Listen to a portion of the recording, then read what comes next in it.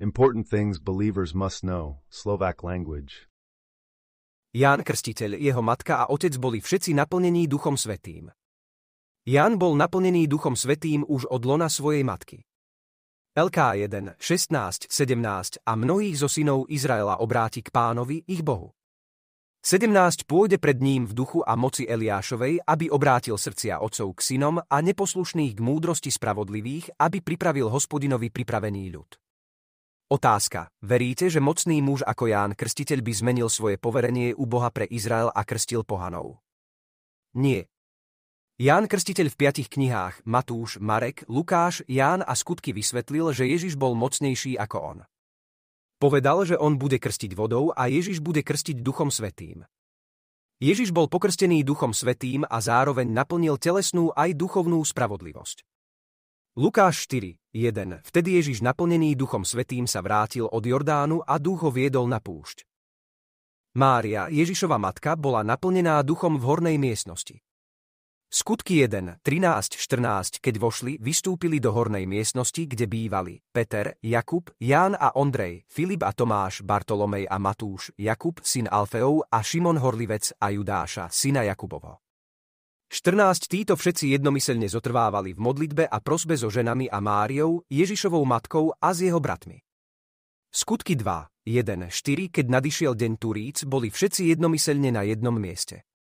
2. A zrazu prišiel zvuk z neba, ako keď sa valí silný vietor a naplnil celý dom, v ktorom sedeli. 3. Potom sa im zjavili rozdelené jazyky ako ohnivé a na každom z nich sedel jeden. 4. A všetci boli naplnení Duchom Svätým a začali hovoriť inými jazykmi, ako im duch dával hovoriť. Pohania boli pokrstení Duchom Svätým a boli naplnení Duchom Svätým, hovoriac v jazykoch. Otázka, čo sa stalo s nežidmi? Zabíjanie všetkých kresťanov a svätých. Kvôli peniazom, moci a kontrole tzv. Zlí fyzickí spravodliví veriaci zabíjali duchovných spravodlivých veriacich pre ich osobný zisk. Zdá sa, že pastieri a vodcovia nerozumejú ťažkostiam, v ktorých sú pohania. Veci sa robia na základe príkazu s Bohom. Poradie je od Boha k Ježišovi a od Ježiša k učeníkom. To je dôvod, prečo bolo učeníkom dané poverenie v Matúšovi 28, 19. Choďte teda, učte všetky národy a krstite ich v mene Otca i Syna i Ducha Svätého. A Ján 20 hodín 21 minút. Ježiš im teda znova povedal, pokoj vám. Ako mňa poslal Otec, aj ja posielam vás. Rozhovor s učeníkmi lomka kresťanmi. Ježiš posiela učeníkov, ktorí sa nazývali kresťanmi a svätými. Učeník je kresťan v Skutkoch 11 hodín 26 minút a učeníci boli najprv nazývaní kresťanmi v Antiochii. Dalo by sa teda povedať, že iba kresťania a svätí môžu učiť pravdu veriacich, pretože oni sú tí, ktorí majú ducha pravdy. LK 8, 9, 10. Vtedy sa ho jeho učeníci opýtali, čo znamená toto podobenstvo. 10 a povedal, vám je dané poznať tajomstvá Božieho kráľovstva, ale ostatným je to dané v podobenstvách, aby vidiac nevideli a počujúc nerozumeli.